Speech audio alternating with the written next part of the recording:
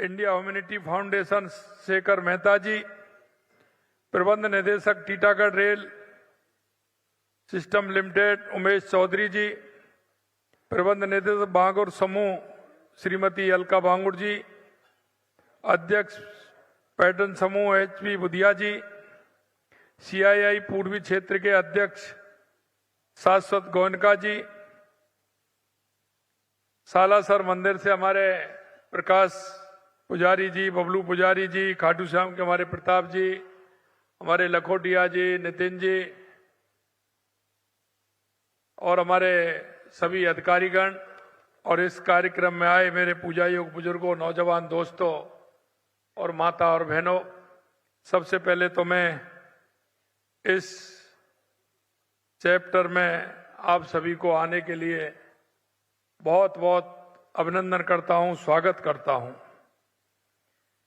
मित्रों, आज मैं यहां फ्लाइट से लगभग 2-2.25 घंटे में पहुंचा,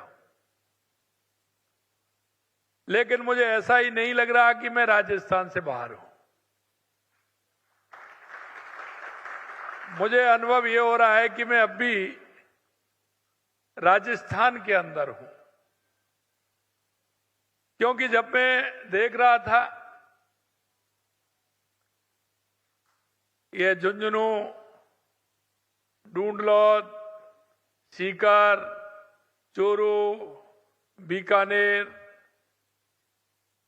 जब मैं ये देखता हूं कि पूरा जालौर, पाली, सिरोही, जोधपुर, जब किसी से पूछता हूं तो वो बताते हैं कि साहब हम तो वहां से हैं, तो मेरा मन बिल्कुल प्रसन्न रहता है और मेरे को ऐसा लगता है कि मैं कैलकाटा में नहीं, राजस्थान में हूं और अपने भाइयों के बीच में हूं। और इसलिए आज मैं आप सभी प्रवासी राजस्थानियों के बीच में कोलकाता आकर अपने आप को गौरवान्वित महसूस कर रहा हूं। हम सभी के लिए अति हर्ष तथा गर्व का विषय है कि बंगाल की अर्थव्यवस्था में आप राजस्थानियों का महत्वपूर्ण योगदान है। और मुझे कहने में यह कोई संकोच नहीं है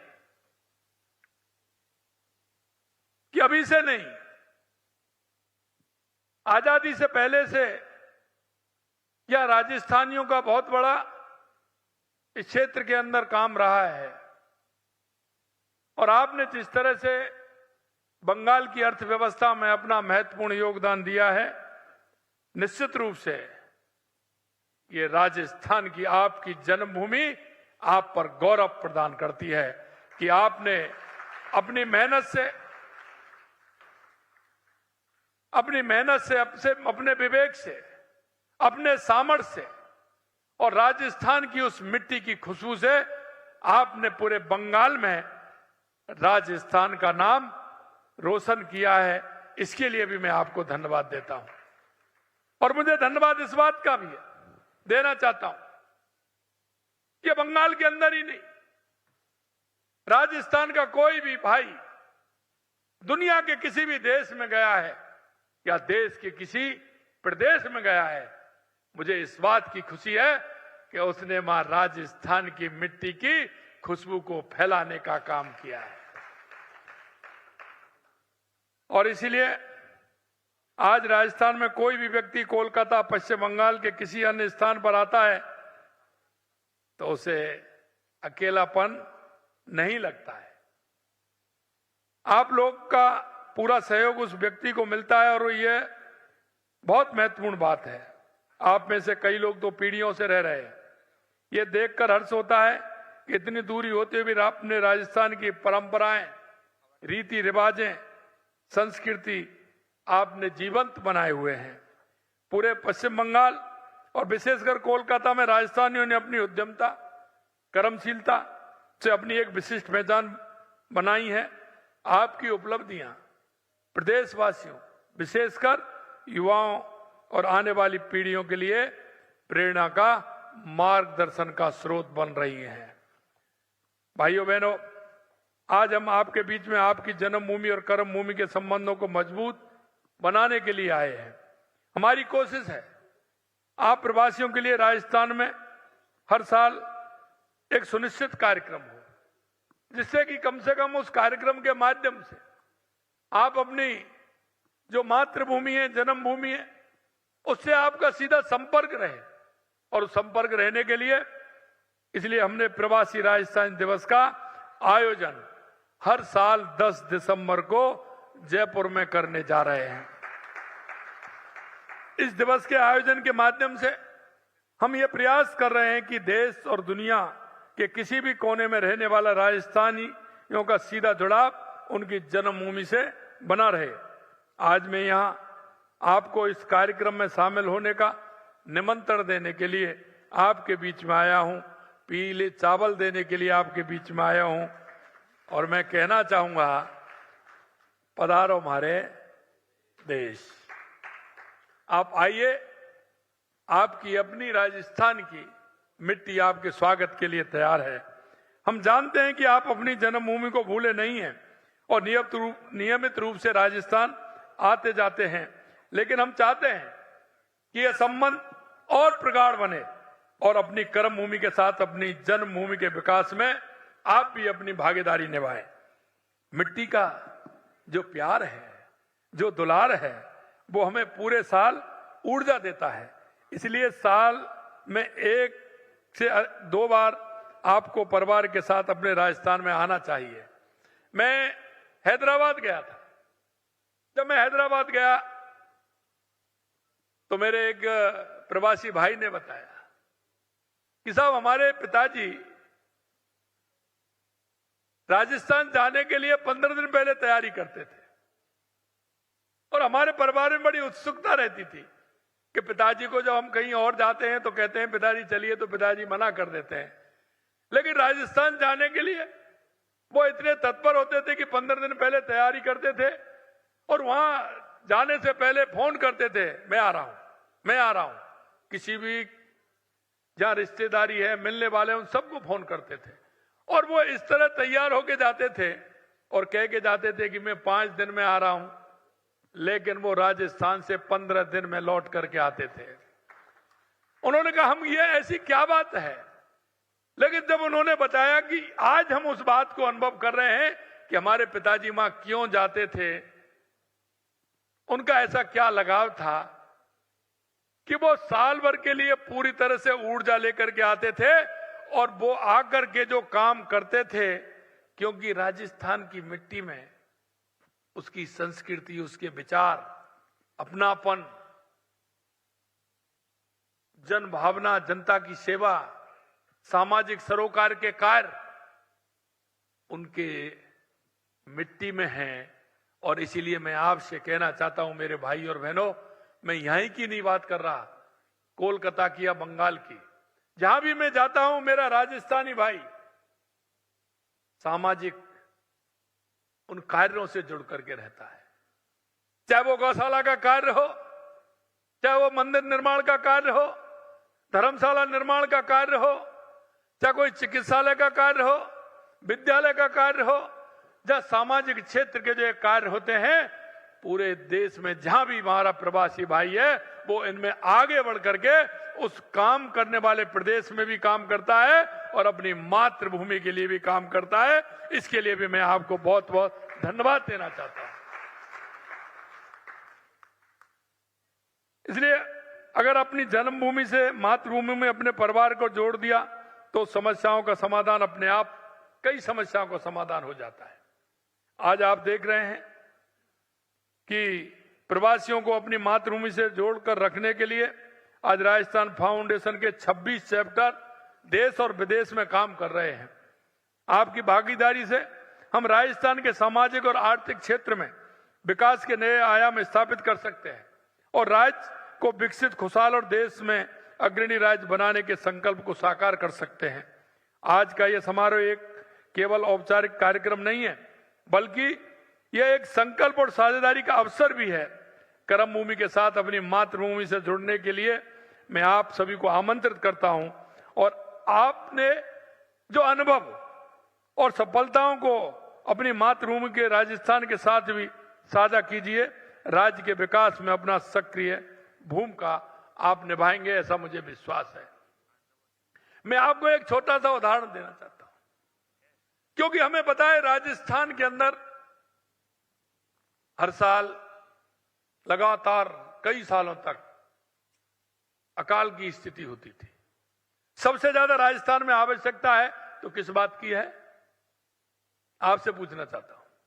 तो परेशानी है राजस्थान में, दादा बता रहे हैं क्योंकि उनका अनुभव है।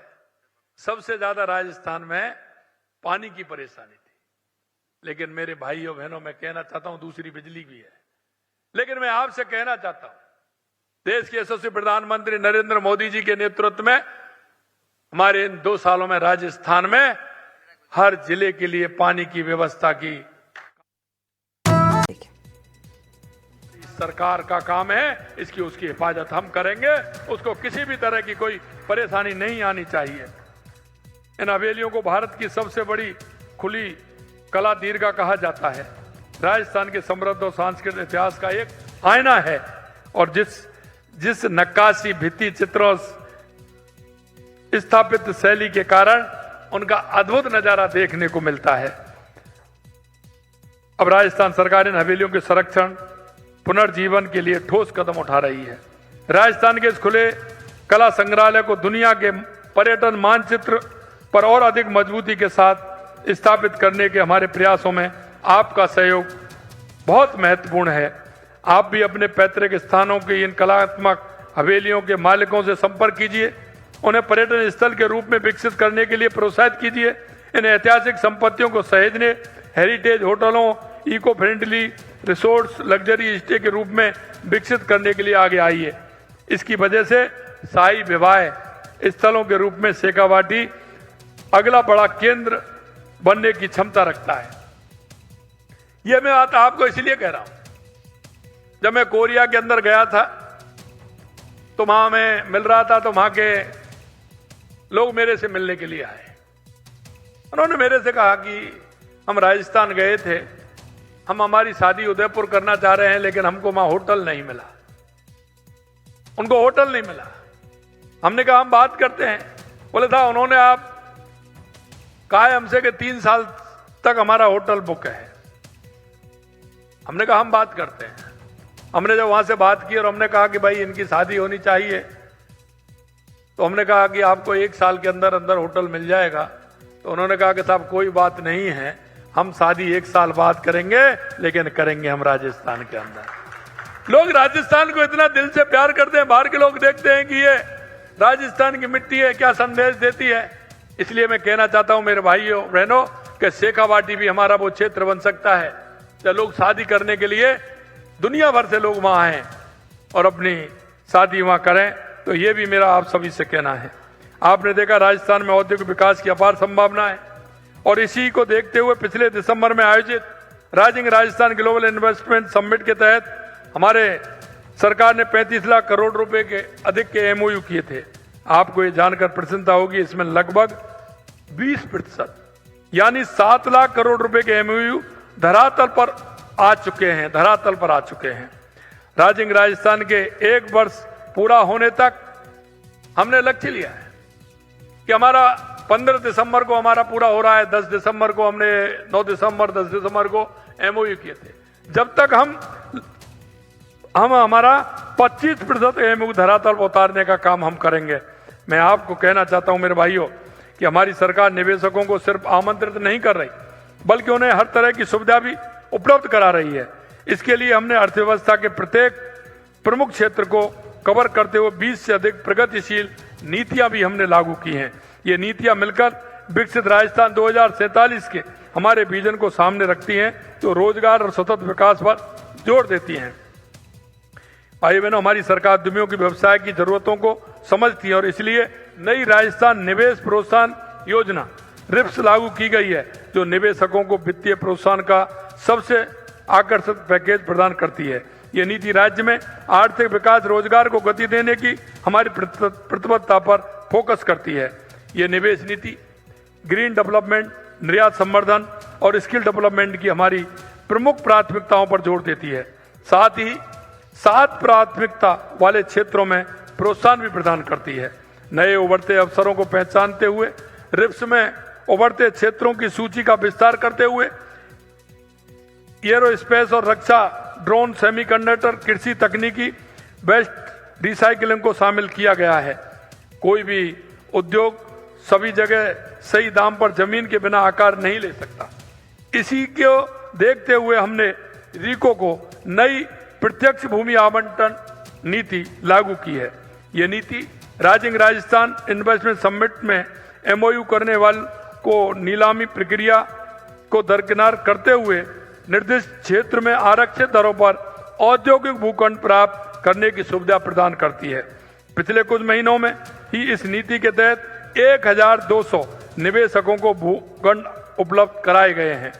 भाइयों बहनों, मैंने राजस्थान में पिछले कुछ समय से में हुए विकास की एक संक्षिप्त तस्वीर और आगे की कार्य योजना आपके सामने रखी है। मैं आपसे इतना कहना चाहता हूं कि आपने देखा है, हमने जो सरकार से पहले जो हम राजस्थान में जनता के बीच में गए थे, हमने जो कोई वायदा किए थे, निश्चित रूप से उन वायदों को ध्यान में रखते हुए हम काम कर रहे हैं। हमने हमारे युवाओं को जो वायदा किया था कि हम आपको 5 साल में 4 लाख नौकरी देंगे, हमने अभी 92,000 नौकरियां दी हैं। 1.5 लाख पाइपलाइन में आगे और निकल रही हैं। हम आपको विश्वास दिलाते हैं कि आने वाले समय में राजस्थान के युवाओं को 4 लाख नौकरियां हम सरकारी क्षेत्र में, 6 लाख नौकरियां हम प्राइवेट सेक्टर में देने का काम करेंगे और इसीलिए लगातार हम काम कर रहे हैं। यही नहीं, हमने कहा था राजस्थान का युवा परेशान रहता था क्योंकि उसके पेपर लीक हो जाते थे। हम आपको विश्वास दिलाते हैं राजस्थान में 2 साल के अंदर एक भी पेपर लीक नहीं हुआ। ये हमारी प्रतिबद्धता है। हम आपसे आग्रह करते हैं कि 10 दिसंबर को प्रवासी राजस्थान दिवस में पधारें। आपके अपने राज्य राजस्थान के विकास में जिस ढंग से सहयोग कर सकते हैं वो करें। कर्म भूमि से जन्मभूमि के हमारे अभियान में आप सक्रिय भागीदारी निभाएं। अपनी जन्मभूमि के साथ अपने संबंधों को प्रगाढ़ करें। राज्य में उपलब्ध असीमित अवसरों में हम आपके निवेश का स्वागत करते हैं और चाहते हैं कि आप राज्य के विकास में साझेदारी बने। एक कर्म भूमि से मातृभूमि में कार्यक्रम राजस्थान के अंदर चल रहा है। देश के यशस्वी प्रधानमंत्री नरेंद्र मोदी जी के नेतृत्व में और माननीय CR पाटिल जी के सानिध्य में एक कर्म भूमि से मातृभूमि जल संचय का कार्यक्रम हमने राजस्थान के अंदर चलाया। मैं आपको आज बड़े विश्वास के साथ कह सकता हूं कि ऐसे हमारे प्रवासी राजस्थान भाइयों ने राजस्थान के 40,000 गांव में वाटर हार्वेस्टिंग के ट्यूबवेल लगाते हुए हमारे उस पानी को संचय करने का काम किया है। और आज मुझे कहते हुए गर्व है कि 13,000 इस तरह के ट्यूबवेल लग गए हैं और वो सभी हमारे प्रवासी भाइयों के माध्यम से ये काम हुआ है। उन्होंने चिन्हित किए हैं, हर जिले में हर गांव को चिन्हित करते हुए वो काम कर रहे हैं। इसलिए मैं उनको आज के इस कार्यक्रम के माध्यम से मैं उन सभी प्रवासी भाइयों को भी धन्यवाद देना चाहता हूं। आपके विकास की मंजिल आपका राजस्थान है और आपकी सफलता में हर कदम हम आपके साथ हैं। आप सभी ने आज के इस कार्यक्रम में भाग लेने में जो उत्साह दिखाया उसके लिए मैं फिर से आपको सभी को धन्यवाद देता हूं। एक बार फिर से आप सभी का बहुत बहुत धन्यवाद। और मैं अंत में इतना ही कहूंगा मेरे भाई और बहनों कि लगातार आपकी जन्मभूमि का परिवर्तन जो आप देख रहे हैं उसमें आप सभी का बहुत बड़ा सहयोग है। अंत में इतना ही कहूंगा कि आप आइए, राजस्थान के उस मिट्टी को, खुशबू को आप फैलाने का काम कर रहे हैं, लेकिन आप अगर एक कदम चलेंगे तो राजस्थान 101 कदम चलेगा। यह मुझे विश्वास है। आप आइए, राजस्थान पधारिए। आप सभी को मैं बहुत बहुत धन्यवाद देता हूं और यही कहता हूं, पधारो हमारे देश। आप सभी को बहुत बहुत धन्यवाद। जय हिंद, जय भारत, जय राजस्थान, जय बंगाल।